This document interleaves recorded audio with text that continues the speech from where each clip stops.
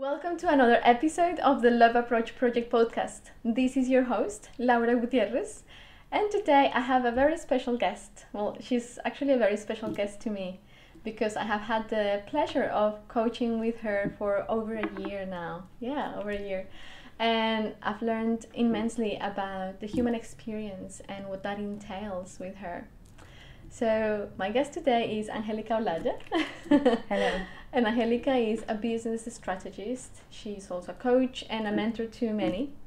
And today we are going to talk about something that actually blew my mind when I first learned about it, and that is representational systems and how we perceive the world around us. So welcome, Angelica.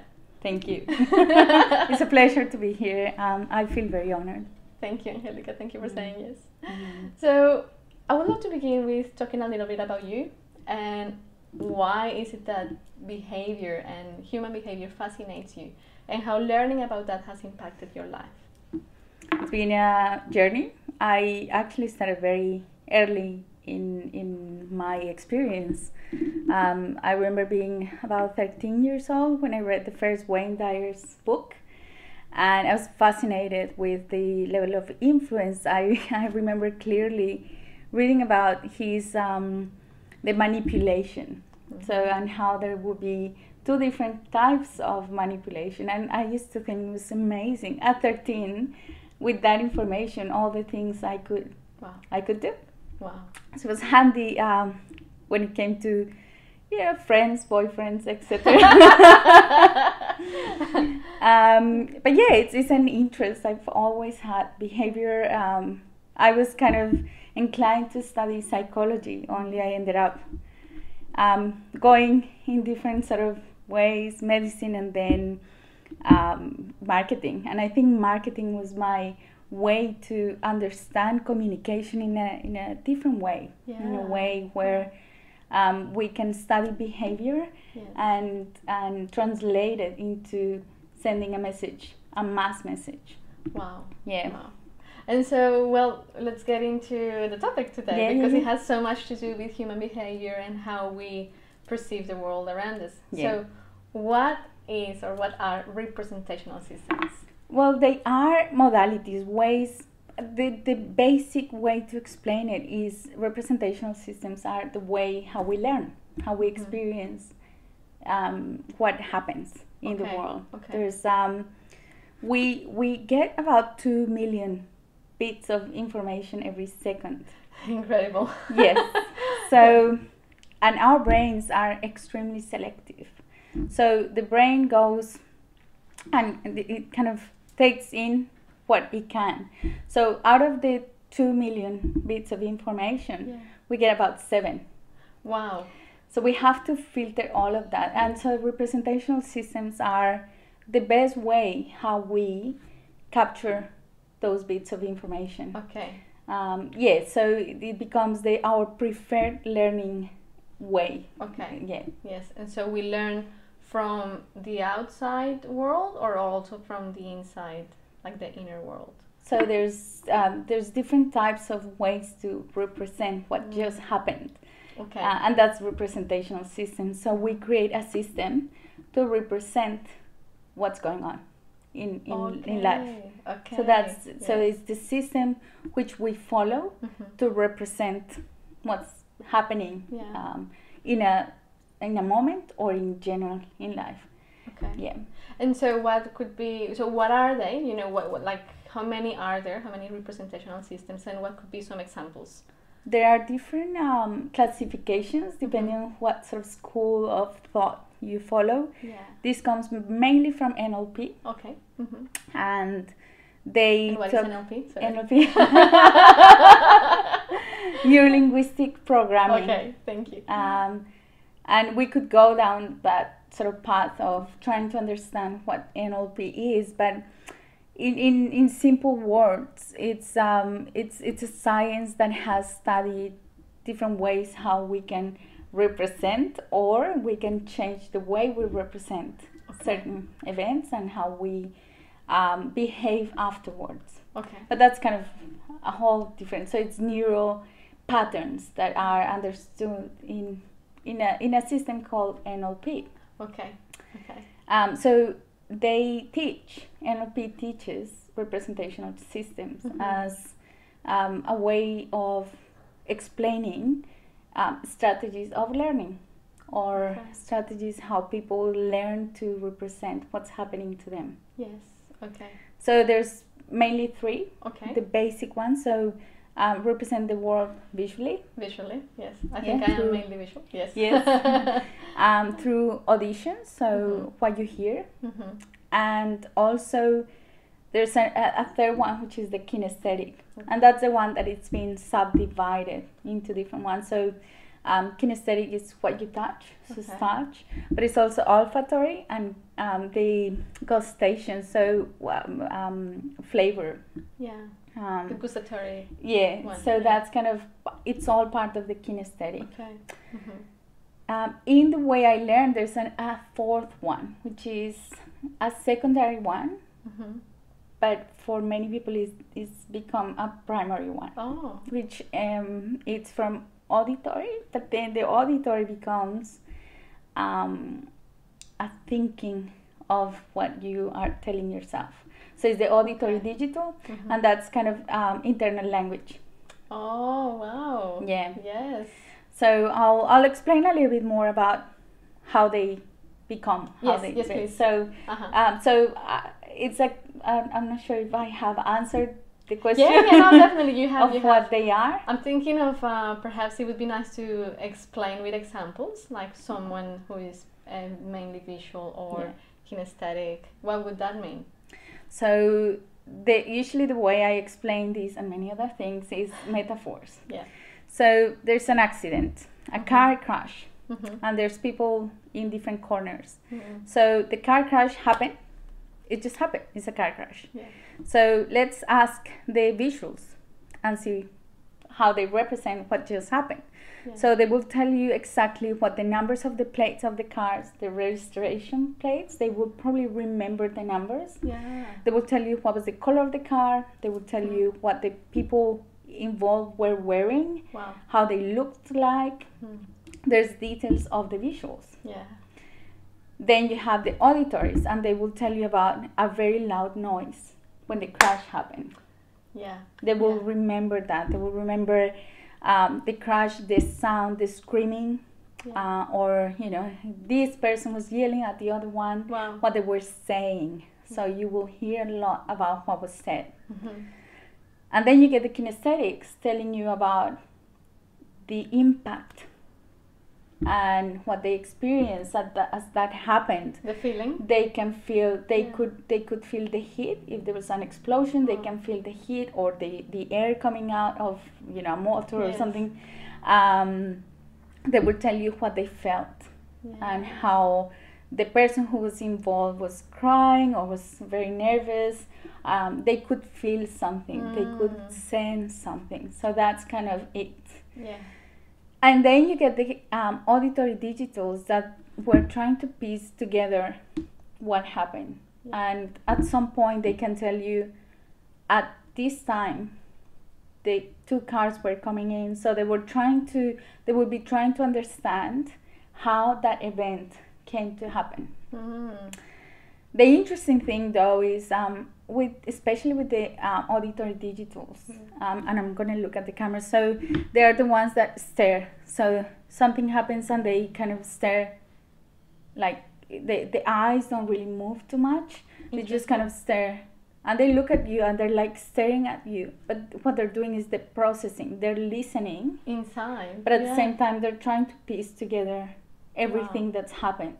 And until all the pieces are kind of complete, nothing will make sense. Wow. So they're trying to make sense of what happened. Yeah. So that's my way to explain. No, that's fantastic, because I think for many of us, we would think, like, let's say in my case, I am very visual. Yeah. So in the past, I would have thought everybody perceived the world like I did. Yeah. Right? Yeah. And after I learned about representational systems, I realized, oh, hold on a second. There are people who are mainly auditory, and I learned that my husband, for example, is mainly auditory, and so the sounds that were bothering him, for me, were like whatever, I cannot hear that, I don't care. Yeah, exactly. What do you mean you hear something? What's that? Yeah. And so it became more a way of understanding myself and understanding others. Yeah. As well.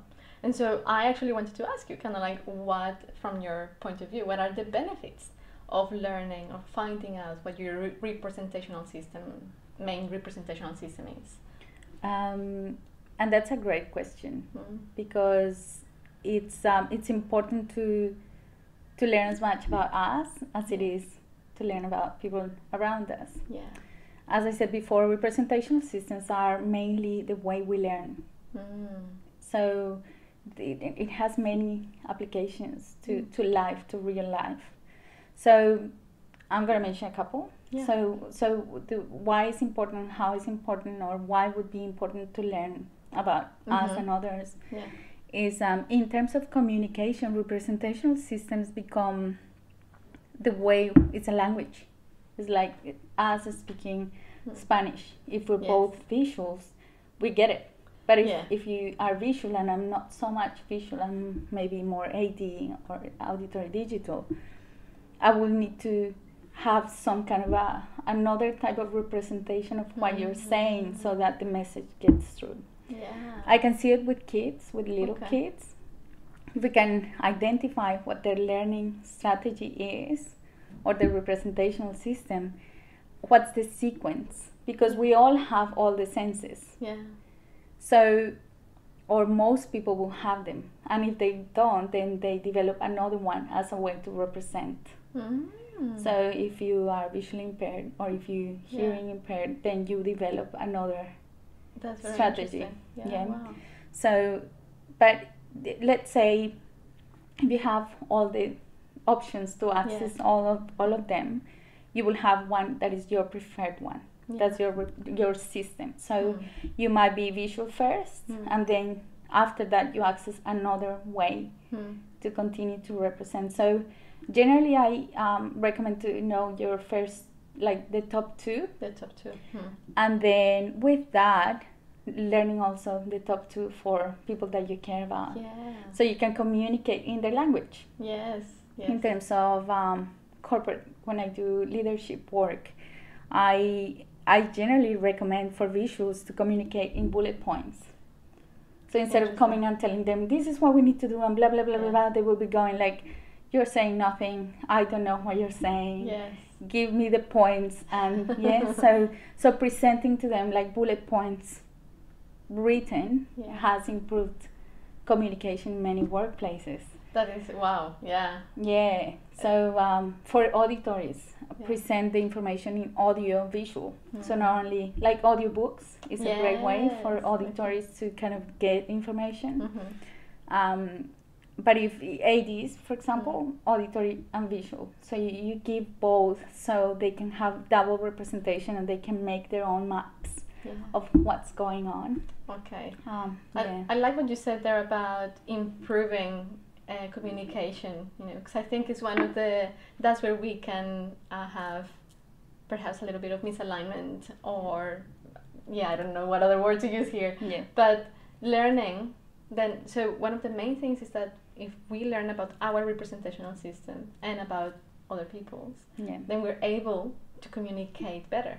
Definitely. Right? And to communicate a message or achieve or get to a point of resolution of something, or right? Okay. We can choose to. We can choose to allow the other to understand, to be understood.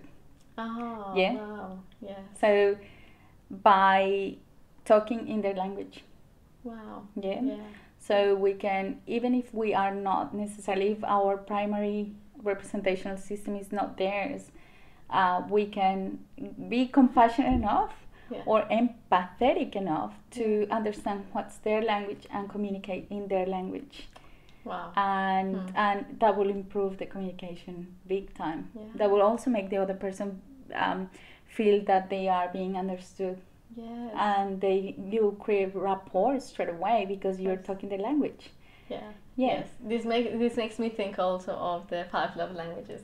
It's very much like that. Well, it's not different. That's the way how we perceive love. Yes. Yeah. So yes, it's yes, a way how we learn we are being loved. Mm. So, And how we give love or exactly. offer. Yes.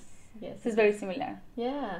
And so when it comes to stress, like if we have different representational systems and we're going to perceive the world or learn from the world in different ways, are we also going to be perceiving stress in different ways, or what happens there?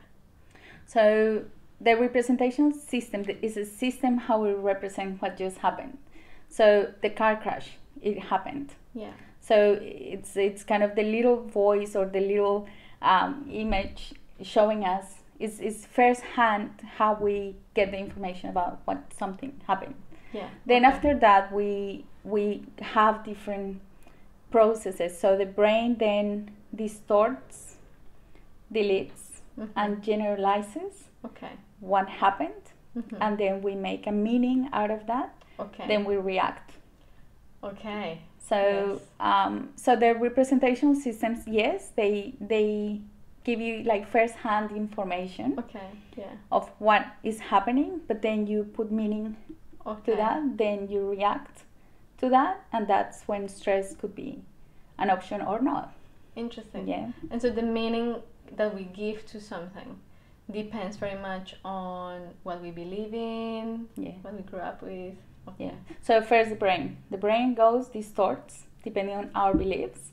So I don't believe that is important, then it just kind of belief system deletes things. Yeah.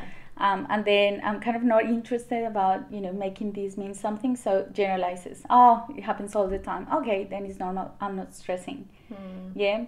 So it's the meaning we give. So then values, then beliefs we've created over time, and then that thing means something. So for some people, that little car crash might be a big event in their lives. For some others that see it maybe happening all the time, generalized. So it just happens all the time, doesn't matter.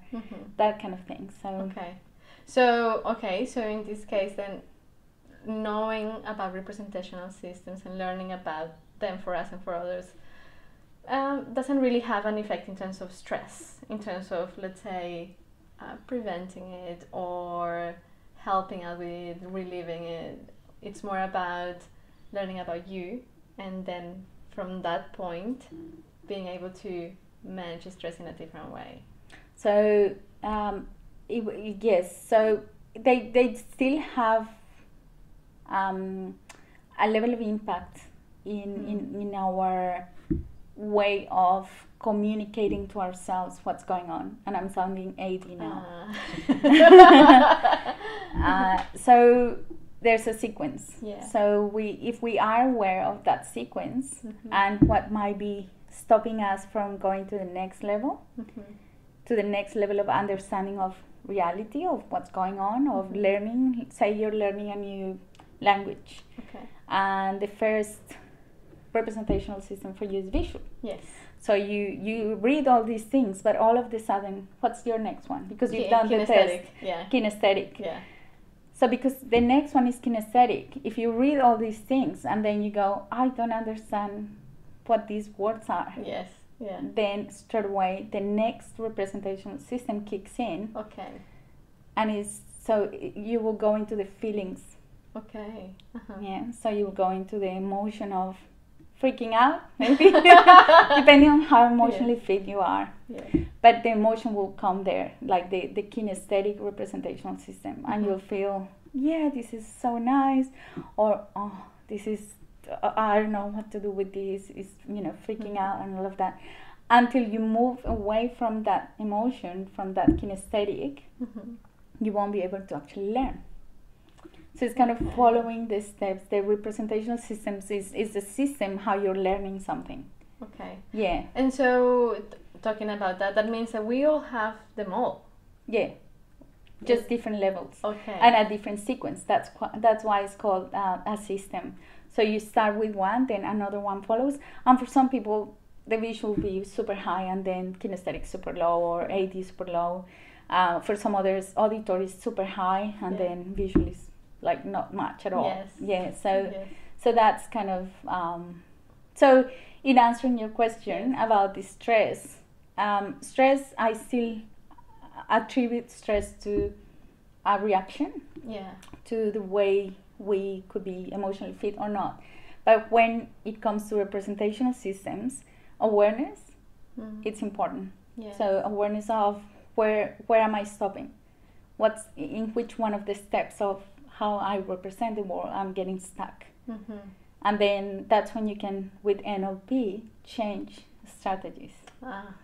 So you change the strategy to enter maybe something else in between, so you can get out of that feeling of overwhelm or whatever it is that you're stuck. Okay, so just to clarify and see if I kind of like got what you said.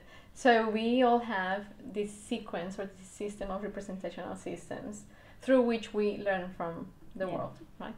And then in terms of stress, when we go through something, a situation or something, so we start with our main representational system and then we go through the other ones. So in order to, let's say, unstuck ourselves, if we got stuck in the process of learning from the world, then we move to the next representational system and then to the next one. Yeah. Is that right? Yeah, yeah. Okay. Yeah. Okay. And the idea is that we learn how to move through them. Yeah.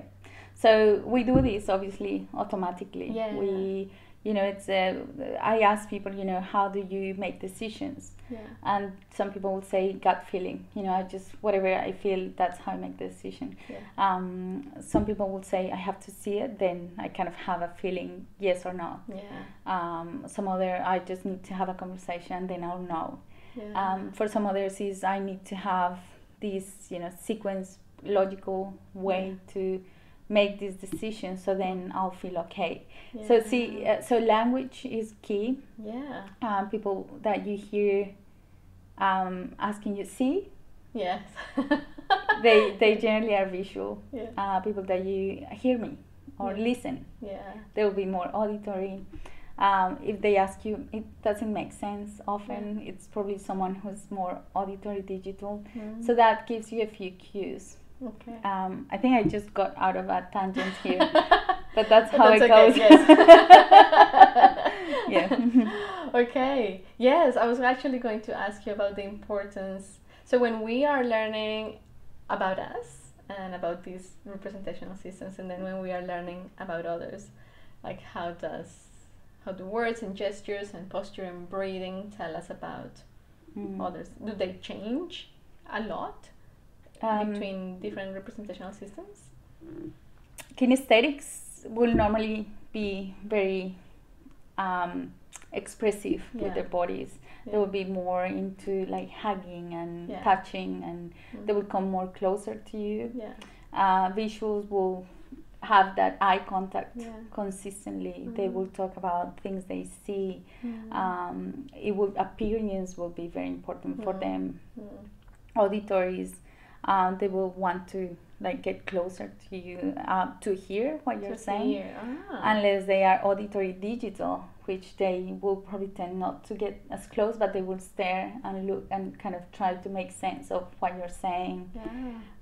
So body language, that eye patterns is another way. Yes. So, and what is eye patterns? I mean, what does it mean? So eye patterns is, and this is from NLP as well. Okay. And if you're wondering how I have used this in the past, is to try and find out if someone's lying. Just joking. It kind of works for that. Because you can see how someone is trying to construct reality. So the visuals will, you ask a question and they will go up, so the eyes will go either here or there, so right or left, to looking try up. So looking up, if you ask a question, just like I did before we started. And I just realized, I'm always like looking up.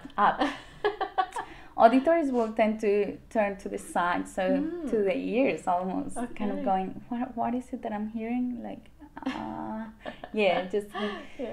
and then the kinesthetic is constructed, so it's down below to the right. The ADs will look down, and the ADs will generally be a little bit confused, like going down. Moving. Just trying to make sense of emotions. Yes. I'm not picking on 80s. I'm one of them. So. I just find it fascinating how our body tells everything about how we are feeling and what we were thinking. Yeah. And how we are learning. Yeah. And decoding. Yeah. Right? Decoding the world around us. Fascinating. Yeah. And so what could be, Angelica, a way in which we can find out what our main representational system is and what somebody else's representational system is? There's a test. Yeah. There is actually a test that you can take. It's about 5 questions, each question with 4 different sub-questions. Okay. And what you do is you rate them from 4 to 1, depending on how often these things happen with you and for you and to you. And then you get a map on the sequence. Okay. What's the sequence? So what comes first, second, third, and it gives you a very close idea of what your representational systems are, the main ones. Yeah, that's fantastic. I remember doing the test with you. And I remember finding out like, oh my God, yep, I am a visual and kinesthetic. And it was, but at the same time, it was such a, how can I say this? I really felt that I got to learn more about me. Yeah. And that was empowering, actually, because I also realized, oh, okay, now that I know that I'm visual, which I have always been, but I am aware now that I'm visual, then I know that for me it's better to read a book than to listen to it. Yeah. Or to write something down than to try to remember it. Or, you know. So strategies to help you learn better, so it doesn't take too long for you to understand the concept or to get what that represents or what that is. Exactly. Yes. So that's super important. Yes, and I've also, like, with my husband, for example, because he took the test too. It's been interesting, even though sometimes I do forget. But it's just like, oh, okay, I know now why he needs time to process things. Yeah. Well, I'm like, I can make a decision. Yeah. Like this, super quick, if I see. If you see, then it's clear. Exactly. Crystal clear. Crystal right? clear. Yes. Exactly. It sounds good. That would be your husband being auditory. Yes. Yeah. So exactly. Yeah. So, sorry. And so where can people find that test? Yeah. So I have the test on my website. Fantastic. So I'll give you the link so you can guide people, and we'll just post it somewhere. Yes, great. Yeah. Great. Yeah, I think you're gonna find lots of benefit really from doing the test, and just not only out of curiosity, but of like really reaping the benefits of learning a little bit more about you and about your loved ones and close people. It's so important when it comes to communication, but also self-awareness to understand how you learn better, how you can aid yourself to allow more to go in, and to be aware of what's that process. So if you're learning something new, if you need to communicate something to someone, if you need to be communicated to, how is the best way we can do this is the question. Yeah. So recognizing what these patterns are is crucial to actually be able to more effectively communicate a message, to more effectively learn something. So and it's great for like relationships, to husband with kids is fantastic. I was gonna ask you, like, is it good for parents to learn about the main representational system of their kids? They might not be able to answer the questions from the test, but from observation of language, and observation of how they are in general, you can get an idea of what's the preferred learning strategy, and use that to actually allow them to discover the world, which is pretty much what we do. That is so interesting, because I just had a memory when I was at school, and I remember when we were learning the in maths, what's the name of this? 3 times 3, for example. The timetable. The timetable. I think that's how it's called. And I remember the teacher actually made us do these big kind of like signs with each one of, not only the tables, but each one of the numbers in the tables, you know. Wow. And that's how I remember. That's what I remember when I think about them. Wow, that's I go amazing. back to that image, to that memory. But for some other people, it was like singing it. That's how I learned it. Yeah. Auditory. So I remember my parents, like any road trips, that was like the record, like going over and over and over, and that's how I remember too. So it's listening. Yeah. Same with audiobooks. That's my way to learn books, is listening. Yeah. So because it's the primary. Because it's the primary, of Yeah. course. Yeah. So for kids that are learning, for communication in the workplace, if we're trying to understand how is it that people don't understand you, and how is it that no one listens to you, or how is that nothing makes sense, or that you can't see what others are seeing, what are you missing?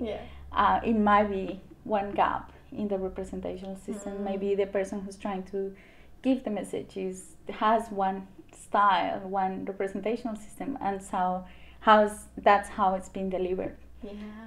So dig in. That's why if we have the curiosity, then we can find out better ways on how to do things. Fascinating. I love it. And I mean, we could keep talking about this yes. for so long. We have in the past. But I think we've come to the end of today's episode. But before we finish, I want to ask you, Angelica, how do you approach life with love? That is the customary question here. Gratitude. So whatever life throws at you, whatever you see happening, whatever you listen, whatever you notice that is happening, there's always a gift there. And approaching, so the love approach is gratitude. So there's a gift always in the struggles mostly. So embracing the struggles so that you can receive the gift.